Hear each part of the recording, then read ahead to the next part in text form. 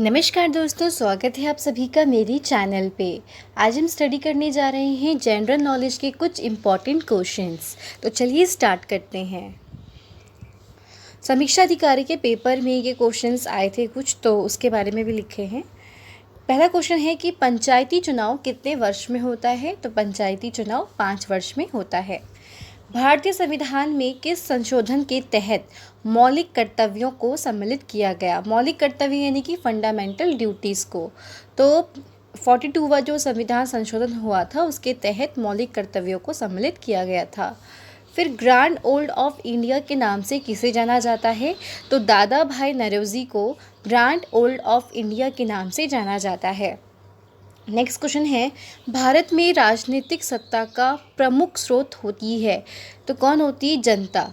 जनता को क्यों कहा है? क्योंकि जनता ही वोट देती है और अपने प्रतिनिधियों को चुनाव करती है, उनको चुनती है ना। तो इसलिए जो राजनीतिक सत्ता का प्रमुख स्रोत जनता होती है। फिर है, भाषा के आधार पर भारत में गठित प्रथम राज्य कौन था? तो वो था आंध्र प्रदेश, जिसका भाषा के आधार पर उसका गठन हुआ था। फिर है, भारत का राष्ट्रपति लोकसभा में 2 सदस्यों को मनोनीत करता है। किस समुदाय में? तो आंग्ल भारतीय समुदाय में, यानी कि एंग्लो इंडियंस। आपने सुना होगा इसके बारे में कि दो एंग्लो इंडियंस को मनोनीत किया जाता है। ठीक है, उसके बारे में है कि जो भारत का राष्ट्रपति है वो लोकसभा में 2 सदस्यों को किसको मनोनीत कर सकते हैं? एंग्लो इंडियंस को। फिर है, भारत का कौन सा पीएम मतलब प्राइम मिनिस्टर अपने कार्यकाल के दौरान संसद में उपस्थित नहीं हुआ था? तो चौधरी चरण सिंह जो थे, जो वो प्राइम मिनिस्टर बने थे, तो वो अपने कार्यकाल के दौरान वो संसद में उपस्थित नहीं हुए थे कभी। फिर है, राजनीति की रपटीली राहें व संसद के 3 दशक पुस्तक किसने लिखी है? तो वो अटल बिहारी वाजपेयी जी ने लिखी थी। फिर है, युवा तर्क उपनाम है, तो युवा तर्क उपनाम है चंद्रशेखर जी का। फिर है, विश्व बैंक कब स्थापित हुआ था? 1945 में। असहयोग आंदोलन कब शुरू हुआ था? तो 1920 में। नेक्स्ट क्वेश्चन है, भारत में बैंकों का राष्ट्रीयकरण कब हुआ था? तो 1969 में भारत में बैंकों का राष्ट्रीयकरण हुआ था। नेक्स्ट क्वेश्चन है, द ब्रोकन विंग्स की लेखिका कौन है? ये एक बुक का नाम है द ब्रोकन विंग्स, तो इसके लेखिका कौन है? तो सरोजनी नायडू जी इसकी लेखिका थी। फिर है, द लाइफ फायर की लेखिका कौन है? तो Musharraf general Parvez. The wings of fire की डॉक्टर एपीजे अब्दुल कलाम जी। ठीक है। फिर नेक्स्ट क्वेश्चन है कि बिस्के की खाड़ी किस महाद्वीप में है? तो बिस्के की खाड़ी यूरोप महाद्वीप में है। ओमान और यमन में किससे कर्क रेखा होकर गुजरती है? ट्रॉपिक ऑफ कैंसर, कर्क रेखा को इंग्लिश में बोलते हैं ट्रॉपिक ऑफ कैंसर। तो ये ओमान और यमन में से, यानी कि इन दोनों में से किससे कर्क रेखा होकर गुजरती है, या फिर ट्रॉपिक ऑफ कैंसर? तो ओमान से, ओमान देश से। फिर है, नाइजर और नाइजीरिया जो कि अफ्रीका में है, तो इनमें से कौन सा स्थलबद्ध है? तो स्थलबद्ध का मतलब क्या होता है कि जो देश चारों ओर से एक लैंड पार्ट से घिरा होता है। ठीक है, जैसे कि मान लीजिए कि ये एक देश है, तो इसके आसपास में भी कोई कंट्री होगी, यहाँ पे भी कोई कंट्री होगी, यहाँ पे भी कंट्री, यहाँ पे भी कंट्री होंगी। तो जो ये वाला जो पार्ट होगा बीच वाला, वो क्या होगा? चारों तरफ से अपने लैंड पार्ट से घिरा होता है, तो उसे कहते हैं स्थलबद्ध। और कई बार क्या होता है, जैसे कि कोई देश है, तो मान लीजिए उसके चारों ओर कहीं पे पानी है, तो वो अलग चीज़ होती है। और एक चीज़ स्थलबद्ध मतलब होता है कि चारों ओर से स्थल भाग से घिरे रहना, लैंड पार्ट से। फिर नेक्स्ट क्वेश्चन है हमारा कि भारत में कर्मचारियों के महंगाई के भत्ते का निर्धारण का आधार क्या है? सीबीआई और जीए। नेक्स्ट है, ऐसे वाला क्वेश्चन रह गया हमारा, पुरगव और फरागवे में से कौन स्थलबद्ध है? तो फरागवे जो है वो स्थलबद्ध है। फिर है, प्लास्टिक मनी कहा जाता है, तो प्लास्टिक मनी किसको? क्रेडिट कार्ड को कहते हैं। नेक्स्ट क्वेश्चन है, विश्व व्यापार संगठन का मुख्यालय कहाँ है? तो जेनेवा, स्विट्जरलैंड में। फिर है, प्रथम भारतीय नोबेल पुरस्कार विजेता थे, तो रविंद्रनाथ टैगोर जी थे, जिन्हें सबसे पहले भारतीय नोबेल पुरस्कार मिला था 1913 में, गीतांजलि के लिए मिला था। और ये 1901 से शुरू हुआ था नोबेल पुरस्कार। और बांग्लादेश के ये राष्ट्रीय गीत जो अमार सुनार, उसके भी ये रचयिता थे। ठीक है, ये मतलब थोड़ा सा एक एडिशनल इन्फॉर्मेशन हो गई। फिर है, मीनाक्षी टेम्पल स्थित है, तो मीनाक्षी टेम्पल कहाँ पे स्थित है? वो मदुरई जो कि तमिलनाडु में, वहाँ पे स्थित है। नेक्स्ट क्वेश्चन है कि प्रथम भारत रत्न पुरस्कार कब दिया गया था? तो 1954 में दिया गया था। सबसे पहले डॉक्टर राधाकृष्णन जी को, फिर राजगोपालाचार्य जी को, फिर सीवी रमन जी को मिला था। फिर है पंडित भीम सिंह जोशी का किससे संबंध है? तो संगीत से। नेक्स्ट क्वेश्चन है लज्जा पुस्तक के लेखक हैं लेखिका, ठीक है, सॉरी हाँ, तो तस्लीमा नसरीन इनका नाम है। तो ये लज्जा पुस्तक की लेखिका हैं और ये बांग्लादेशी लेखिका हैं। फिर है गीत गोविंद के रचयिता कौन है? तो जयदेव जो हैं वो गीत गोविंद के रचयिता हैं। भारत भारती के लेखक कौन है? तो मैथिली शरण गुप्त। ये राष्ट्र कवि के नाम से भी जाने जाते हैं मैथिली शरण गुप्त जी को। तो ये भारत भारती के लेखक हैं। फिर गुलाब नगरी कहाँ है? जयपुर में, और जयपुर का है राजस्थान में। फिर है पुरी में रथ यात्रा किसके सम्मान में निकाली जाती है? तो भगवान जगन्नाथ जी के सम्मान में पुरी में रथ यात्रा निकाली जाती है। नेक्स्ट क्वेश्चन है कि भूदान आंदोलन की शुरुआत कब हुई थी? तो भूदान आंदोलन की शुरुआत आंध्र प्रदेश से हुई थी, 1951 में हुई थी। विनोबा भावे जी ने शुरू की थी, जिन्हें रमन मेघसे पुरस्कार मिला है। ठीक है, नेक्स्ट है ये पीसीएस में क्वेश्चन आया था पहले कि मुखौटा नृत्य किस नृत्य से संबंधित है? तो कथकली यानी कि केरल से संबंधित है और इसमें चेहरे और शरीर व आँख की भाव प्रक्रिया से समझा जाता है डांस को। मतलब जो भी हमारे इमोशंस होते हैं, जो फीलिंग्स होती हैं, तो हम अपने फेस के, अपने पूरे शरीर से, अपनी आँखों से उसको एक्सप्रेस करते हैं। कथक, अब देखिए ये कथकली था, कथकली है केरल का और कथक है उत्तर भारत यानी कि उत्तर प्रदेश का ये मुख्य नृत्य है। यह पैरों की थाप पर किया जाता है। फिर है ऊंचाई को किससे मापते हैं? तो अल्टीमीटर से ऊंचाई को मापते हैं।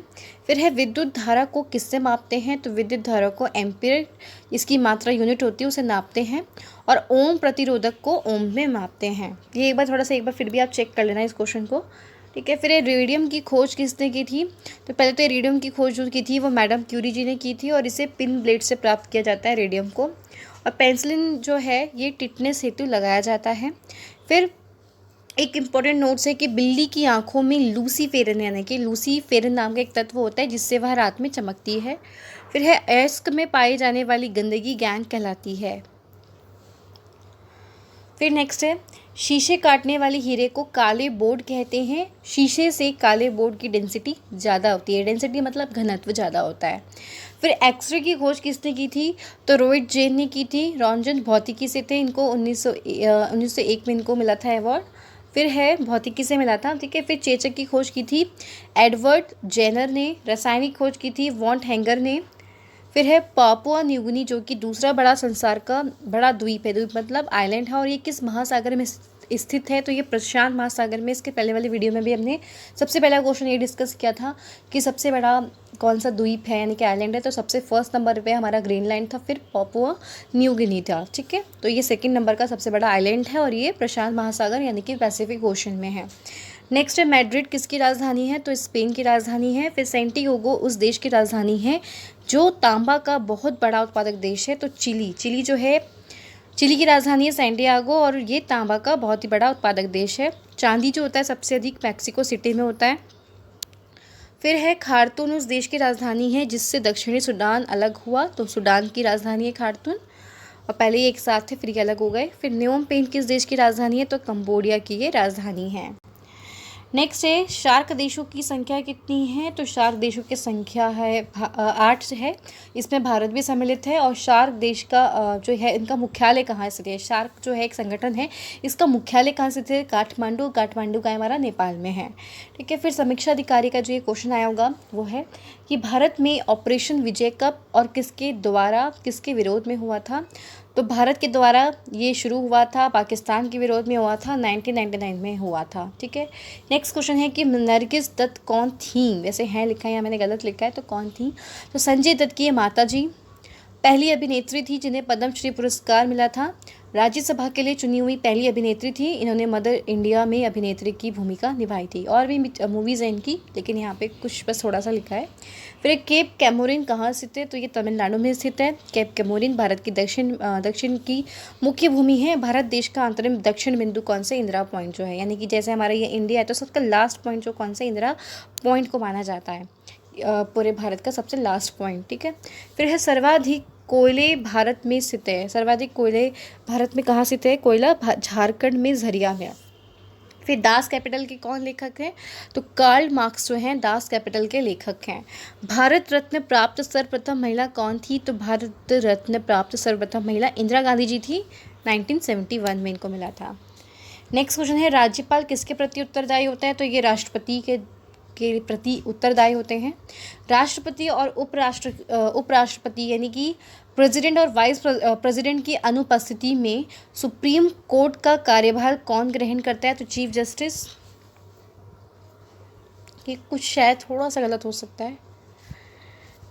फिर है, राज्यसभा के सदस्यों का कार्यकाल कितने वर्ष का होता है? तो 6 वर्ष का होता है। आई थिंक ये है कि जब राष्ट्रपति और उपराष्ट्रपति नहीं होते तो उनकी अनुपस्थिति में कौन कार्यभार संभालता है? तो सुप्रीम कोर्ट के जो चीफ जस्टिस होते हैं वो संभालते हैं। ठीक है, राज्यसभा के सदस्यों का कार्यकाल कितने वर्ष का होता है? तो 6 वर्ष का होता है।